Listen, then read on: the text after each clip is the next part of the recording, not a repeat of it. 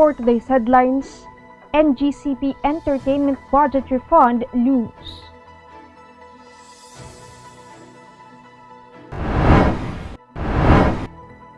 Outages threatened Luzon anew. Senate veterans eyeing comeback. Strict border controls versus Delta, other variants. Duterte orders mandatory use of face shields. Indonesia hits 2 million virus cases as crisis deepens. Donaire seeks to defang Casimero. Active tropical cyclone spotted outside bar. Good morning, I am Sandalocos and you are watching Tribune News on Q. Today is Tuesday, June 22, and now the news. Described as illegal and immoral, the 1.12 billion peso entertainment fund that the National Grid Corporation of the Philippines appropriated in 2017 and 2018 should be returned to consumers if it was sourced from the firm's annual earnings. Senator Win Gatchalian, chair of the Senate Energy Committee, said over an interview in Daily Tribune's Gising Na that the Senate panel will prove if the funds were passed on Corporate Social Responsibility Fund, which would mean that consumers are shouldering the expense through their monthly electricity bill. As a private entity, the NGCP is allowed to generate profit from its investments. However, it becomes immoral if a company spends a significant amount on luxury and charges it to their consumers.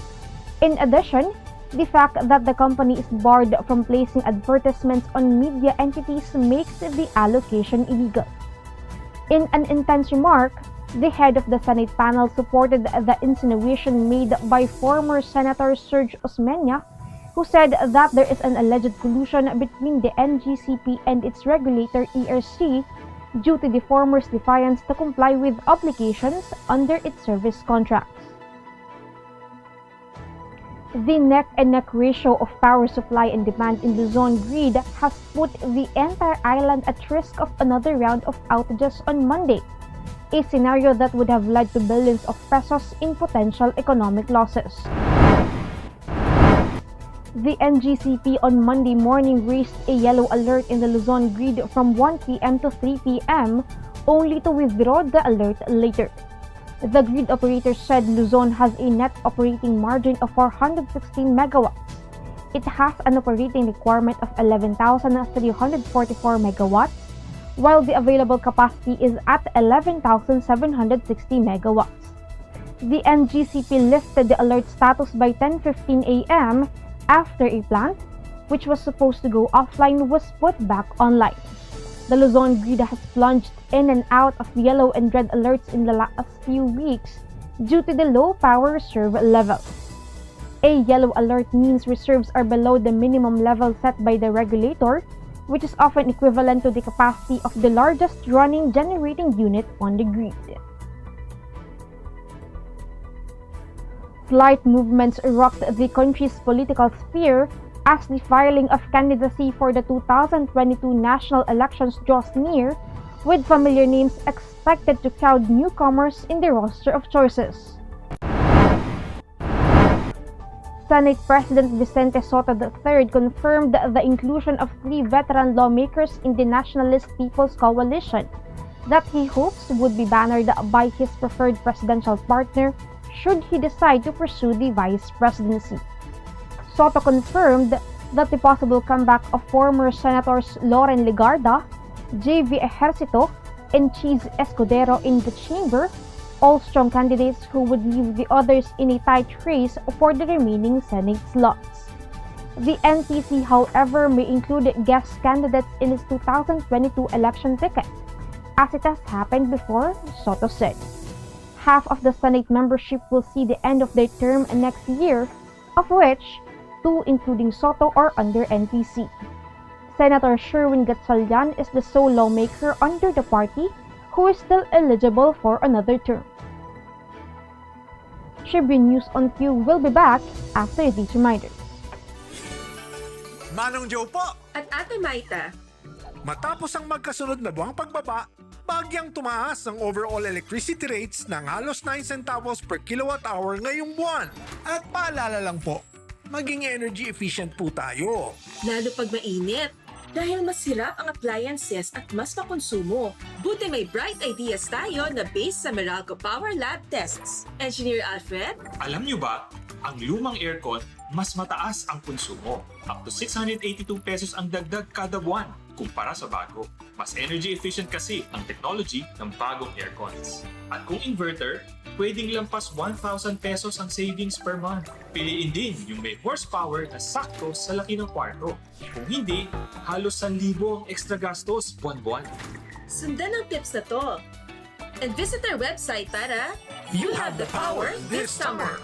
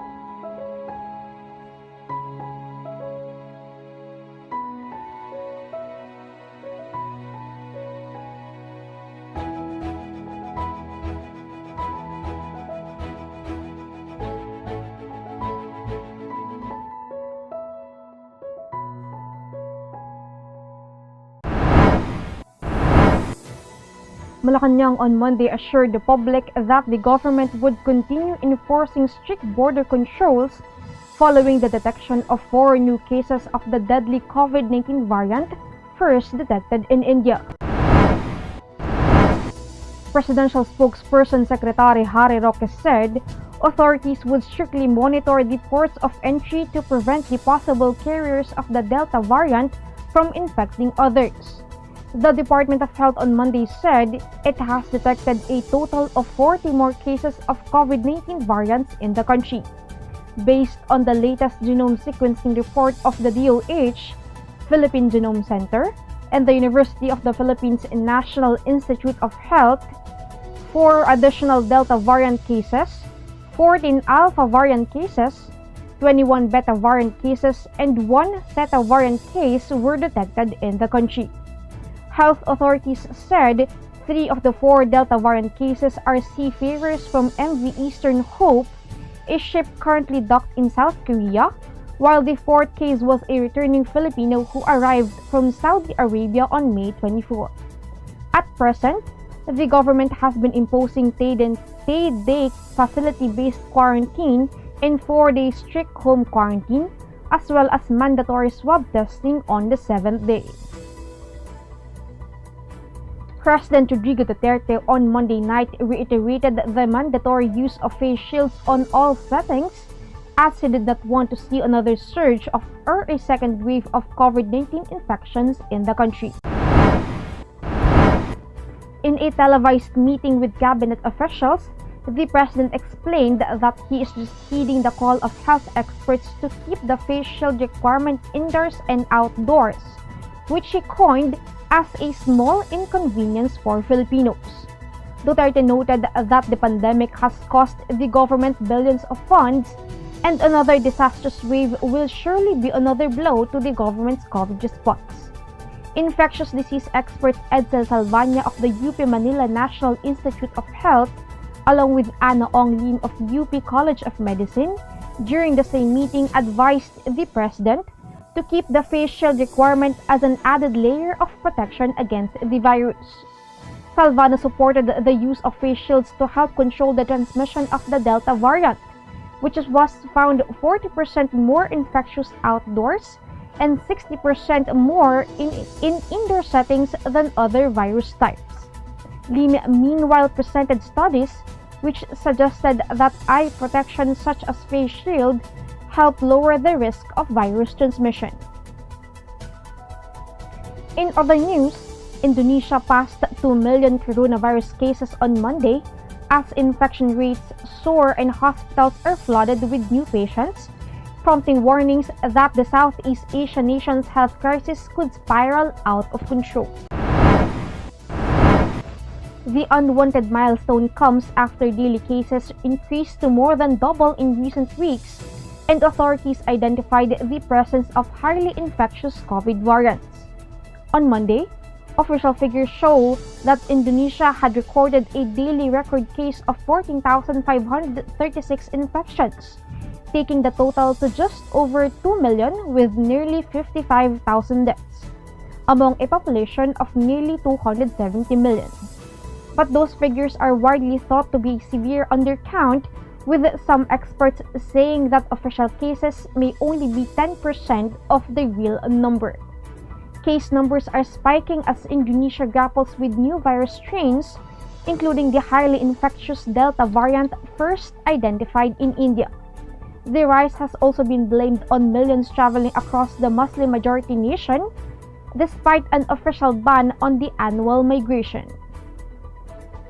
We will be back. Stay with us. Every time I'm on the road, I can expect high performance from Phoenix Fuels. Now with Pulse technology, delivers enhanced power and acceleration to make every trip come alive.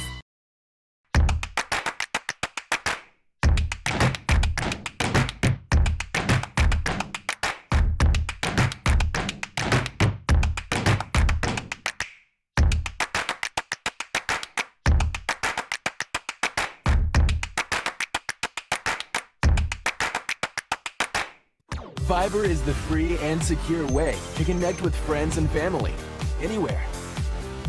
Send messages and make phone and video calls for free. Download Viber now. Hatch something big. The all-new Honda City hatchback with 4 seating modes. Utility mode, long mode, tall mode, refresh mode. The all-new City hatchback. Hatch more life. In sports, ageless warrior Nonito Donaire intends to deactivate John Riel Casimero's firepower in their pioneering World Bantamweight title unification fight on August 14 in Carson, California. Though already 38, Donaire remains a potent force in the 118-pound division, and the smashing stoppage of Frenchman Nordine Yobali to win the World Boxing Council crown is proof that Casimero is in for a tough scrap. Donaire admits Casimero has a huge stopping power but swears timing is the key. Still, Donaire acknowledges that he is likewise in for a rough night against the power-punching Casimero. His record is littered with big names that he sent to dreamland using the lethal left hook of his, the same punch Casimero has been perfecting to use against the legendary Filipino-American. Casimero arrived in Las Vegas almost 2 weeks ago, thinking he would be colliding with Cuban Guillermo Rigondeaux instead of Donaire. The Pag-asa on Monday said an active tropical cycle was spotted outside the Philippine area of responsibility. Pag-asa said as of 3 a.m. today, the tropical depression was located 2,460 kilometers east of southern Luzon with maximum sustained winds of 55 kilometers per hour and gustiness of up to 70 kilometers per hour. It is moving north-northeast at 25 kilometers per hour. Metro Manila, Western Visayas, Mindoro Provinces, Palawan, Cavite, Bataan, Zambales, and Pangasinan will experience cloudy skies with scattered rain showers and thunderstorms caused by the southwest monsoon, while the rest of the country will have partly cloudy to cloudy skies with isolated rain showers. Temperature will range from 25.6 degrees Celsius to 28.2 degrees Celsius. That wraps up the stories this morning.